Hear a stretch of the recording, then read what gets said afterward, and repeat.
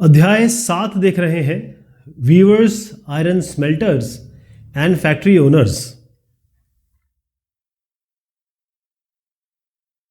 Cotton mills come up, यानी कि हिंदुस्तान की बात हो रही है। यहाँ पर कॉटन, सूती कपड़ा, इसकी कपड़ा मिलें जो हैं वो आ गई मतलब खुली। तो जो सबसे पहली कॉटन मिल हिंदुस्तान में आई या इस्टेब्लिश हुई वो थी स्पिनिंग मिल। ध्यान रखिएगा, ये स्पिनिंग मिल थी। स्पिनिंग मिल क्या होता है, मैंने आपको बताया था। स्पिनिंग क्या होता है कि आपके पास अगर जैसे कपास है उसे थ्रेड बनाना। तो ये आई थी मुंबई में, जो आज का मुंबई है तब का वो बॉम्बे था, और ये आई 1854 में, थोड़ा ध्यान रखिएगा। लेकिन उसके बाद जो बॉम्बे है उसमें दिन दुगनी और रात चौगनी वृद्धि हुई, क्योंकि एक तो मिल आ रही थी, ऊपर से ये बहुत इंपॉर्टेंट पोर्ट बन गया था। और सबसे बड़ी बात है कि अगर ये अच्छा बंदरगाह बन गया है, इंपॉर्टेंट बंदरगाह बन गया, क्योंकि यहाँ से इंपोर्ट एक्सपोर्ट बहुत आसानी से हो रहा था। ख़ास तौर पे अगर अर्ली 19th सेंचुरी की बात करें, यानी कि 1800 के ऊपर की बात करें आप, तब की बात ये कह रहे हैं। और ये बॉम्बे से ना केवल इंग्लैंड बल्कि चाइना में भी बहुत ज़्यादा एक्सपोर्ट होता था इन सब चीज़ों का। अब कारण क्या है कि ये इतना इंपॉर्टेंट बन गया? पहली चीज़ से ये पोर्ट था। दूसरा, ये जो सारा एरिया आप देख रहे हैं ना, ये काली मिट्टी का एरिया है। ये सारा किसका है? काली मिट्टी। अब ये जो राउंड देख रहे हैं आप, गोल सा सर्कल, जो फील्ड सर्कल है, ये कॉटन टेक्सटाइल का है। आप देखिए यहाँ सब cotton cotton cotton cotton cotton ही दिख रहा होगा आपको यहाँ आसपास, क्योंकि यहाँ की जो मिट्टी है वो बड़ी उसके लिए, कॉटन की पैदावार के लिए बिल्कुल माकूल है। तो अगर ये वेस्टर्न इंडिया की बात करें, इस पोर्ट, ये तो एक रॉ मटेरियल मिल जाता था और फटाफट यहाँ से बन के, थ्रेड बन के या कपड़ा बन के आगे पहुँच जाता था। यहाँ पर एक बड़ा अच्छा चित्र दिया गया है, इसको आपको समझना होगा। ये मैं 1900 का चित्र दिखा रहा हूँ। यहाँ पर कॉटन फैक्ट्री में यहाँ पर लोग काम कर रहे हैं, और ख़ास तौर पे देखेंगे ये जो स्पिनिंग का काम कर रहे हैं ये मोस्टली औरतें हैं, विमेन। अब 1900 तक आते आते, मैं मुंबई की ही बात कर रहा हूँ, यहाँ पर तकरीबन 84 मिल्स हो गई थी, 84 मिल्स। और जितनी भी मिल्स थी उसमें मोस्टली मिल्स जो थी या तो पारसियों की थी या फिर गुजरातियों की थी। पारसी और गुजराती, क्योंकि ये जो इलाका है, देखेंगे आप, गुजरात इलाका माना जाता है कि भाई यहाँ बिजनेसमैन या बिजनेस दिमाग के लोग बहुत अच्छे रहते हैं। और ये जो इलाका है यहाँ पर, क्योंकि आप जानते हैं कि पारसी या जो उस इलाके से आए वो यहीं पे रहे, यहीं पे बिखर गए एक तरीके से, और यही इलाका इनका बड़ा फेमस रहा। गुजरात में आए और फिर कच्छी हो गए और फिर ये वाला जो इलाका हो गया।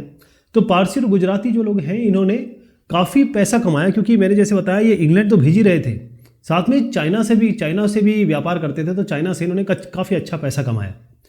अच्छा, ऐसे नहीं कि मुंबई में हुई, अहमदाबाद में सबसे पहली जो मिल आई वो आई 1861 में, और बस एक साल बाद ही 1862 में कहाँ आ गई? कानपुर में। और कानपुर कहाँ है? आज के उत्तर प्रदेश में है। यानी कि उस ज़माने का ये यूनाइटेड प्रोविंसेस होता था, उत्तर प्रदेश, यूनाइटेड प्रोविंसेस जो आज का उत्तर प्रदेश है। अब जैसे ही आप देखिए कि मिल जैसी बनेगी, है ना, जैसे मिल्स बनेगी तो इसके लिए क्या होगा? लोगों की ज़रूरत होगी, यानी लेबर की डिमांड हो जाएगी। तो इससे एक फ़ायदा हुआ कि जैसी लेबर की डिमांड हुई, जितने भी गरीब किसान थे, जितने भी काश्तकार थे, या कहें जो खेतीहर मजदूर थे, वो सब सिटीज़ की तरफ गए, जैसे कानपुर गए, अहमदाबाद गए, मुंबई गए, ताकि इनको मिलों में काम मिल सके। लेकिन जब ये मिलें आई तो ऐसा नहीं है कि कोई भी काम जो होता है वो बहुत सारी चुनौतियों से घिरा होता है। तो टेक्सटाइल इंडस्ट्रीज़ की जब मैं बात करता हूँ हिंदुस्तान में, इनको बहुत सारी प्रॉब्लम हुई। पहली चीज़ तो ये थी कि भाई जो ब्रिटेन से सामान आ रहा था, यानी कि टेक्सटाइल हिंदुस्तान का टेक्सटाइल है, और दूसरा ये है कि भाई ब्रिटेन से भी तो सब कपड़ा आ रहा है, टेक्सटाइल आ रहा है। तो इंडियन टेक्सटाइल और ब्रिटेन टेक्सटाइल, इनके बीच में ज़बरदस्त कंपटीशन हो गया। और लोग हमेशा ये जो ब्रिटिश या बाहर का विलायती सामान चुनना ज़्यादा पसंद करते थे, जैसे आपने आज भी देखा है। जो होम ग्रोन इंडस्ट्रीज़ है उसका सामान कम पसंद करते लोग। दूसरी एक और इम्पॉर्टेंट बात थी कि किसी भी देश में अगर आपको, जैसे हमारे हिंदुस्तान में जब हमारे स्वतंत्रता मिली तो हमने जो तरीका अपनाया, जो गवर्नमेंट ने तरीका अपनाया, वो ये था कि बाहर का जो इम्पोर्ट है, मतलब बाहर से जो सामान आता है, उस पर बहुत ज़्यादा टैक्स लगा दिया, जिसे कहते हैं इम्पोर्ट ड्यूटी। अब इम्पोर्ट ड्यूटी बहुत ज़्यादा है तो पहली चीज़ तो यहाँ का आदमी भेजने की सोचेगा ही नहीं, और भेज भी देगा तो ये सामान इतना महंगा हो जाएगा कि यहाँ के लोग खरीदेंगे नहीं। तो क्या होगा कि ये सामान, ऐसा नहीं इम्पोर्ट बंद नहीं किया, ये नहीं कह सकते कि भाई आपके यहाँ से इंपोर्ट नहीं करेंगे वरना वो देश नाराज हो जाएगा। इंपोर्ट आता रहा, लेकिन यहाँ जब इतना महंगा सामान मिल रहा है और यहाँ पर जैसे मान लीजिए 100 रुपये का मिल रहा है सामान और यहाँ पर अच्छा सामान आपको 10 रुपये मिल जाए, इसका मतलब जो ये सिटी या कहें जो उस इलाके में ग्रोन नेटिव सामान जो बन रहा है उसका कहें कि डेवलपमेंट होगा, उसको आगे बढ़ा जाएगा। तो गवर्नमेंट ऐसी करती है। लेकिन हमारे साथ प्रॉब्लम क्या थी? हमारे साथ प्रॉब्लम ये थी कि जो हमारी उस समय गवर्नमेंट ऑफ इंडिया थी या फिर कहें कि जो ब्रिटिश सरकार थी, ब्रिटिश रूल था, उसने कभी भी हम पे ध्यान तो दिया नहीं। उसने कभी भी जो हमारी लोकल इंडस्ट्रीज़ थी उसको संवारने, सजाने या संरक्षित करने का कोई भी स्टेप नहीं लिया। ओके, लेकिन ऐसा नहीं है।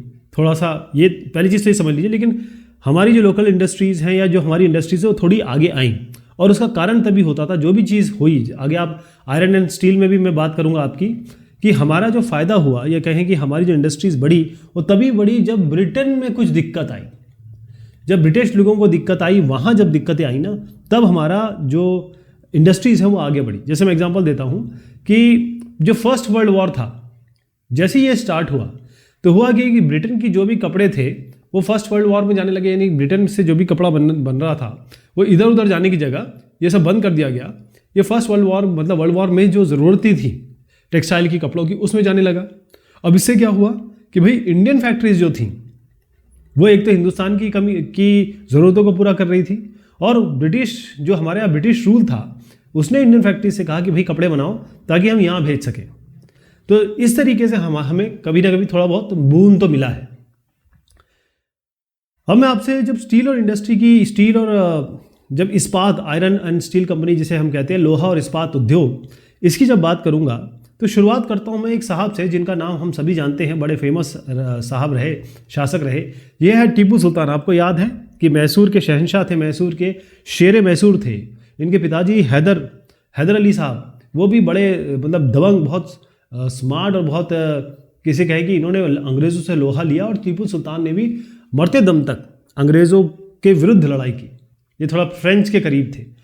तो यहाँ पर इनके बारे में बताया गया है कि इनकी ये तलवार है। लेकिन पहले मैं इनके बारे में थोड़ा सा और आपके बारे में इनसे चर्चा करता हूँ। ये क्या हुआ कि टीपू सुल्तान साहब जो है वो मैसूर के, जैसे मैंने कहा, शेर मैसूर थे, तो मैसूर के शासक थे और 1799 तक इन्होंने वहाँ पर शासन किया। अच्छा, एक लड़ाई में नॉर्मली क्या होता था, एक लड़ाई होती थी, हार जाते थे और फिर उसके बाद वो अंग्रेज़ों के अधीन आ जाते थे। ये इतने आसानी से आने वाले लोगों में से नहीं थे। इन्होंने 4 लड़ाइयाँ लड़ी और फाइनली आखिरी जो लड़ाई थी, लास्ट लड़ाई थी, उसमें इन्होंने अपने प्राणों की आहुति दी। और जब ये इनका देहांत हुआ या इनकी मृत्यु हुई या इनको मारा गया, तब इनके हाथ में ये तलवार थी। तो इनके हाथ में जो तलवार थी उसकी हम बात कर रहे हैं। ये लेजेंडरी तलवार है, मतलब एक ऐसी तलवार जो वाकई में जिसके बारे में बात की जानी चाहिए। और ये इंग्लैंड लेके, जब इनकी मृत्यु हो गई तो इसको इंग्लैंड ले जाया गया। किसको? ये उनके म्यूजियम में रखी गई ये ऐसी तलवार है। फिर उसके बाद जो एक साहब है जिनके बारे में आजकल हम बात करते हैं, विजय माल्या साहब हैं, किंगफिशर के मालिक जो थे। ये साहब जो है ये ऑक्शन में इसको ख़रीद के वापस ले आए हिंदुस्तान में। तो उन्होंने जितने भी बुरे काम किए हुए, लेकिन एक अच्छा काम किया उन्होंने। खैर एनीवेज, अब हुआ ये कि ये तलवार क्यों इतनी स्पेशल थी, ये बताना आपको इसलिए चाहते हैं कि जो लोहा और इस्पात उद्योग था वो हमारे इस ज़माने के बहुत पहले से चल रहा था। ये जो आप तलवार हैं, इसमें आप देखिएगा कि यहाँ पर कुरान की आयतें लिखी हुई हैं और कुरान की जो आयतें लिखी गई हैं उसमें वॉर के बारे में बताया गया है कि भाई किस तरीके से ये आयत को हम अगर पढ़ेंगे तो हम युद्ध में अच्छी तरीके से लड़ सकते हैं और हमारे जो दुश्मन हैं उन पर हम विजय पा सकते हैं। यहाँ पर आप देखिएगा नीचे की तरफ टाइगर हेड है, यानी जो टाइगर है, बाघ, उसका जो चेहरा है वो आप देख रहे हैं। ठीक है। अब सबसे इंपॉर्टेंट बात थी कि ये जो तलवार थी ऐसी थी कि अगर कोई साहब है और उन्होंने अपना गार्ड पहना हुआ है, आर्मर मतलब लोहे का आर्मर पहना हुआ है, मतलब अपने आप को कवर कर रखा है कि किसी तरीके से वो बचेंगे। और हर आदमी जानता है कि लोहे को भेदना बड़ा मुश्किल होता है, लेकिन इनकी जो तलवार थी, अगर वो तलवार यूज़ की जाए तो वो जितने भी आर्मर आप लगा लो, जितना भी लोहा लगा लो यहाँ पर, वो इसके अंदर घुस जाती थी। तो इतनी शानदार तलवार थी। तो बात ये आती है कि इतनी शानदार तलवार ओपोनेंट कुछ भी पहन के आ जाए, ये तलवार उसे भेद देगी। वो क्या था, क्या चीज़ थी, ऐसी क्वालिटी क्या थी? तो इनकी जो क्वालिटी थी इस स्वॉर्ड की, इस तलवार की, वो एक स्पेशल टाइप का स्टील था जिसे हम वुड्स स्टील कहते हैं। क्या कहते हैं? Would steel. क्या कहेंगे? एक स्टील की हम बात कर रहे हैं, इस्पात, वुड स्टील। और ये जो वुड स्टील था ये था हाई कार्बन। क्या था? High carbon. इसका मतलब इसमें कार्बन एक एलिमेंट होता है और सी उससे रिप्रेजेंट करते हैं उसको। और ये कार्बन होता था, लोहे में कार्बन डालते थे और फिर इसको बनाया जाता था। तो ये केवल मैसूर में नहीं, जितना भी हमारा साउथ इंडिया है उस पूरी जगह पे ये वुड स्टील बड़ा फेमस था, वहां बनाया जाता था, राइट। और ये जो वुड स्टील है ना, इसको ये कार्बन डाल देते थे, तो जब इसका तलवार बनती थी बड़ी लहरदार बनती थी, और लहरदार बनती थी, शार्प एज होते थे इसके, और इतने तेज धार वाली होती थी कि आप किसी भी तरीके से वेवी पैटर्न वाला इस पैटर्न का बनाना ही केवल इसलिए हो पाता था कि इसमें कार्बन के तत्व, मतलब छोटे छोटे तत्व जो थे वो आयरन में मिलाए जाते थे, लोहे में, और लोहे से में जब कार्बन मिलाया जाता था तो जो बेहतरीन चीज बनती थी वो थी वुड स्टील। क्लियर? आप समझ गए? इसलिए तो ये लड़ पाए इतना बेहतरीन तरीके से। अच्छा, अब ये साहब जो देख रहे हैं आप,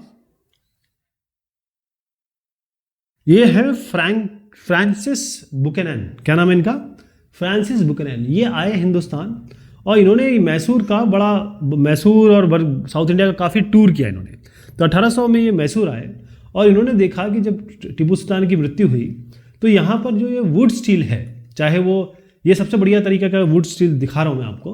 कुछ वुड्स नहीं होते हैं, कई बॉर्डर लाइन होते हैं, कई इस तरीके से होते हैं। और ये जो आप देख रहे हैं ना, इसमें ये जो लोहे के ऊपर या फिर स्टील के ऊपर जो ये लहरदार चीज़ें दिख रही हैं आपको, यही कार्बन है जो इसे बहुत बेहतरीन बनाती हैं, स्ट्रेंथ प्रोवाइड करती है। कार्बन थोड़ा सा डालेंगे ना तो आप देखेंगे, आपको पता है कि सबसे जो हार्ड मटेरियल होता है वो क्या होता है? डायमंड होता है। और डायमंड किससे बनता है? कार्बन का ही आइसोटोप है वो, तो कार्बन से ही बनता है। तो ये जो बुकनन साहब हैं, इन्होंने बताया कि भाई होता कैसा था। तो इन्होंने ये बताया कि पूरे ये जो इलाका है, पूरा मैसूर जो इलाका है, इसमें पूरा का पूरा हर जगह बहुत सारी भट्टियां थी। क्या भट्टियां थी? स्मेल्टिंग का मतलब होता है प्रगलन। अगर प्रगलन जो है, अगर हिंदी में बताऊं तो इसको कहते हैं प्रगलन। तो ये बहुत सारी भट्टियां थी और इन भट्टियों में आयरन के साथ ये मिक्स करते थे। आयरन के साथ क्या मिक्स किया करते थे? अभी मैंने आपको क्या बताया, एक तो चारकोल, ठीक है, चारकोल मिक्स करते थे और फिर इसको एक क्ले पॉट में इस तरीके से डाल दिया जाता था, ठीक है, एक क्ले पॉट में ये डालते थे। और उसके बाद यहां पर एक जबरदस्त टेम्परेचर कंट्रोल होता था, मतलब टेम्परेचर का उतार चढ़ाव करते थे। और उसके बाद जब ये टेम्परेचर बहुत, फिर जो स्मेल्टर्स होते हैं, जो प्रगलक होते थे, वो यहां से स्टील के इग्नेट्स बनाते थे। इग्नेट्स आप क्या होता है? स्टील के इग्नेट मतलब एक मोटा सा, जैसे बॉल नहीं होती, बॉल ऐसे करके ये वुड्स का बॉल बन जाता था, और जो इग्नेट्स इसे ही कहते हैं।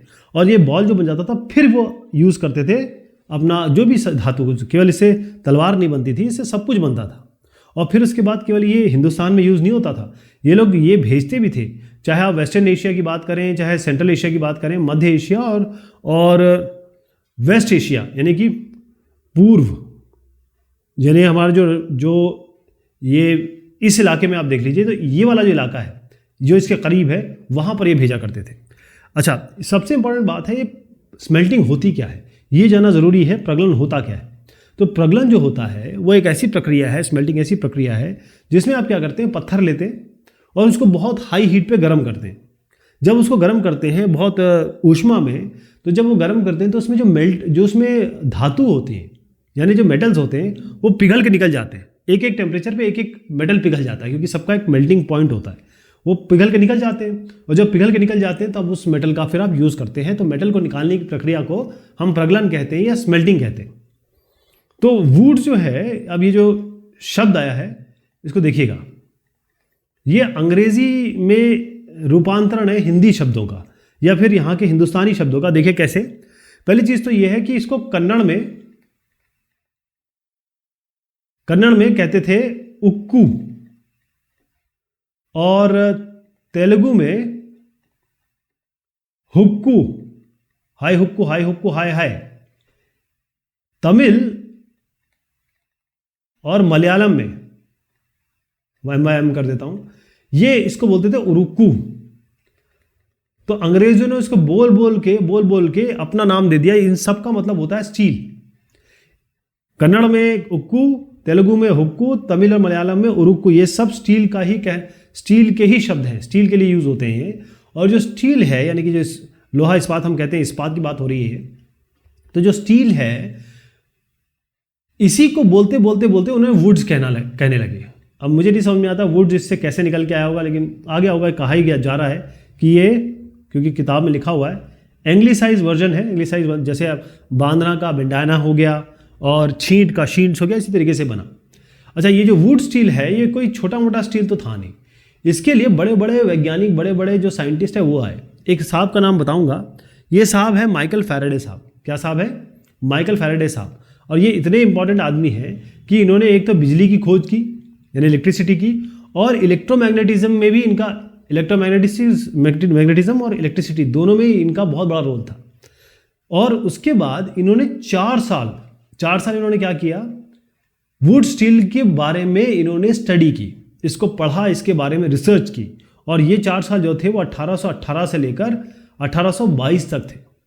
ओके, लेकिन जब तक हम मिड 19th सेंचुरी की बात करें, यानी 1850 के करीब आते आते ये जो वुड स्टील है ना, ये ऑलमोस्ट ख़त्म हो गया। उसका कारण क्या था कि जो ये स्टील था उसके मुकाबले अब ब्रिटेन से स्टील आ रहा था, और जब ब्रिटेन से स्टील आ रहा था तो उसको माना जाता था भाई अच्छी क्वालिटी का है, और इस तरीके से वो यूज़ करना लग गए, क्योंकि जो बाकी लोग भी है वो ब्रिटिश ये स्टील को यूज़ करना शुरू कर दिया, तो वुड स्टील धीरे धीरे ख़त्म हो गया। ओके, इसमें एक चीज़ बताई गई है, बेलोज एक शब्द आने वाला है। बेलोज क्या होता है? देखिए, एक ऐसा डिवाइस है जिससे हवा हम छोड़ते हैं, हवा पंप करते हैं। देखिए क्या है, यहाँ पर देखेंगे कि ये एक थोड़ा सा बैग टाइप है, इसको ये साहब जैसे खोलेंगे ना तो हवा भर जाएगी, और दबाएंगे तो यहाँ से हवा छोड़ेगा, और हवा छोड़ेगा तभी आग लगी रहेगी, और तभी ये लोहा जो है इस पर जो भी काम करना है, पिघलाना है या इसको शेप देना है, वो तभी कर पाएंगे। तो इसको बेलोज कहते हैं, बेलोज। इसको अगर देखा जाए तो ये जो वुड स्टील बनाना ना, ये कोई बच्चों का खेल नहीं था, ये बहुत स्पेशलाइज्ड काम था, बहुत स्पेशलाइज्ड काम था। और अगर आप देखें कि उस ज़माने में जिसकी मैं बात कर रहा हूँ, 19वीं शताब्दी के अंत तक, चाहे आप बिहार की बात करें, चाहे आप सेंट्रल इंडिया की बात करें, जैसे मध्य भारत की बात करें, जितने भी डिस्ट्रिक्ट हुआ करते थे, आपको हर जगह ये स्मेल्टर्स या कहें प्रगलक लोग मिल जाते थे जो लोहे का काम करते थे, ब्लैक स्मिथ जैसे लोग मान लीजिए आप। और ये जो फर्नेसेस थी इनकी, ये क्ले और सन ड्राइड ब्रिक से मिलती थी, मतलब मिट्टी और ईंटें से बनती थी। देखिएगा आप, ये मिट्टी और ईंटें से बना हुआ है। यहाँ पर मैंने जैसे बताया कि जो लोहा है उसको चारकोल के साथ मिलाते थे, और उसके बाद एक पर्टिकुलर टेम्परेचर पे इसको हीट किया जाता था, और फिर फाइनली ये आपका जो स्टील निकल के आता था वो ये निकल के आता था। और फिर उसमें क्योंकि चारकोल था तो कार्बन कंटेंट मिल जाते थे उसमें। तो आप देखेंगे कि इनके जो फर्नेसेस थे वो क्ले के, मिट्टी के और ब्रिक के यानी कि ईंटों के बने होते थे। और जैसे मैंने आपको बताया कि जो स्मेल्टिंग का काम होता था ये तो मैन करते थे, आदमी करते थे, और ये जो बेलोज वाला काम होता था ये करते थे, मतलब हवा जो धोंकनी कहते हैं इसको हिंदी में ना, धोंकनी। तो इसमें धोंकने का काम जो करते थे वो काम करती थी महिलाएं, विमेन, ताकि चारकोल ये जलता रहे और जो आदमी है वो प्रज्वलन कर सके। तो यहाँ पर आप अलग अलग चित्र देखेंगे कि यहाँ बाकायदा देखेंगे कि ये जो महिलाएं हैं उन्होंने पकड़ रखा आदमी को, देखिएगा ये पकड़ रखा आदमी को, और फिर ये अपना दोनों मिलके इस पे ऊपर नीचे कर रहे हैं, और फिर बाकी जो कार्रवाई हो रही है वो आप देख ही रहे हैं। जब तक मैं आपको पहुंचाऊं कि ये जो क्राफ्ट है, ये तो आयरन स्मेल्टिंग का या फिर कहें कि लोहे के प्रगलन का काम है, ये लेट 19th सेंचुरी यानी कि आप समझ लीजिए 1880 के बाद ये ऑलमोस्ट ख़त्म हो गया। उसके कुछ कारण थे। उसका कारण क्या था? एक शब्द इसमें स्लैग हीप आया है, आपको जानना ज़रूरी है कि एक बार जब आप स्मेल्टिंग से, प्रगलन से जब लोहा निकाल लेते हैं या फिर मेटल निकाल लेते हैं, धातु निकाल लेते हैं, तो बाकी जो बचता है उसको स्लैग हीप कहते हैं। ठीक है, अब स्लैग हीप जो हो गया एक तरीके से इसको कहते हैं मल, धातु मल, इसका हिंदी में नाम है धातु मल। अच्छा, मैं ये बता रहा था आपको कि जो लेट 19th सेंचुरी ये जो क्राफ्ट है आयरन स्मेल्टिंग का या कहें कि लोहे के प्रगलन का, बिल्कुल ख़त्म हो गया ऑलमोस्ट। उसका कारण क्या था? पहली चीज़ तो ये थी कि भाई आपको आयरन प्रगलन के लिए, इसके लिए सबसे इंपॉर्टेंट क्या थी? चारकोल। चारकोल आपको कहाँ से मिलेगा? जंगल से, यानी कि फॉरेस्ट से। अंग्रेज़ों ने क्या किया था कि फॉरेस्ट जो है उसमें जाना बंद कर दिया था, लोगों को रिजर्व फॉरेस्ट में घुसना बंद कर दिया था। तो ना तो ये चारकोल पा रहे थे, क्योंकि वुड से लकड़ी लाएंगे, वुड से चारकोल बनेगा, चारकोल से फिर ये अपना धौंकनी वगैरह का काम करेंगे, स्मेल्टिंग का काम करेंगे। तो इसको इसमें एंट्री, इन लोगों को एंट्री बंद कर दी। तो कई सारे लोगों ने ये काम छोड़ ही दिया, बिल्कुल गिव अप कर दिया। कई जगह ऐसी थी जहाँ पर इन्होंने एंट्री दी, ऐसा नहीं है। कई ऐसी जगह थी जहाँ फॉरेस्ट डिपार्टमेंट ने कहा चलिए भाई आप लोग इसमें आ सकते हैं, ये सब कर सकते हैं, क्योंकि वो उसके बारे में हमने चर्चा पहले भी की थी। प्रॉब्लम क्या थी कि हर एक जितनी भी भट्टियाँ थी उसके ऊपर ये जो फॉरेस्ट डिपार्टमेंट था ये टैक्स लेता था, बड़ा ज़बरदस्त टैक्स। यानी कि अगर 100 रुपये ये कमाते थे तो 500 रुपये इन पर टैक्स लगा दिया जाता था। तो इतना टैक्स कौन देगा, इसीलिए इन्होंने ये जो इनके फर्नेसेस या फिर भट्टियाँ, कभी इसको आगे देखा नहीं, मैं अभी आपको एक चित्र भी दिखाता हूँ। अच्छा, एक और इसमें चीज़ थी, एक प्रॉब्लम तो ये हो गई चारकोल वाली, एक प्रॉब्लम हो गई ये टैक्स वाली, और तीसरी एक और प्रॉब्लम थी, वो ये थी कि ब्रिटेन से जो आयरन और स्टील जो है वो ब्रिटेन से आ रहा था। अब जब ये आ रहा था तो जो हिंदुस्तानी लोगों ने जो ये काम कर रहे थे बर्तन बनाने वगैरह का, या जो भी यूटेंसिल्स बनाने थे, वो वही आयरन और स्टील यूज़ कर रहे थे। तो बेसिकली यही प्रॉब्लम के कारण इनको बड़ी दिक्कत थी। लेकिन इसके बाद एक कॉम्पिटिशन और आया, वो मैं भी आपको बताऊंगा। ये तो 3 चीज़ थी, चौथा अभी आना बाकी था। ये एक विलेज दिखाया गया है जो सेंट्रल इंडिया का है, और यहाँ पर ये जो साहब लोग दिख रहे हैं वो है अगरिया। कौन है? इन अगरियों का नाम दोबारा आएगा अभी। ये अगरिया ऐसा समुदाय है जिनका काम ही आयरन स्मेल्टर्स का काम है, यानी ये जो है लोहा प्रगलन का काम ही करते थे, एक लोहे का ही काम करते थे, और ये बड़े स्पेशलाइज थे इस काम के लिए। लेकिन हुआ ये कि ये सब जो दिक्कतें थे वो तो अपनी जगह पे थी, उसके अलावा सेंट्रल इंडिया में बार बार फेमाइन आया, यानी कि अकाल पड़ा। और जब ये अकाल पड़ा तो ये बेचारे क्या करेंगे, खाएंगे क्या, कमाएंगे क्या, है ना। तो इसके बाद ये यहाँ से दूसरी जगह चले गए, माइग्रेट करके दोबारा इन्होंने अपनी भट्टियाँ कभी नहीं चलाई। Agaria. Iron and steel factories come up in India. तो ऐसा करते हैं, बहुत अच्छी चीज़ हमने देखी है, लेकिन ये बहुत बढ़िया चीज़ आने वाली है। तो थोड़ा सा आप रुकिएगा, अगली बार इसको डिस्कस करते हैं, ठीक है। धन्यवाद।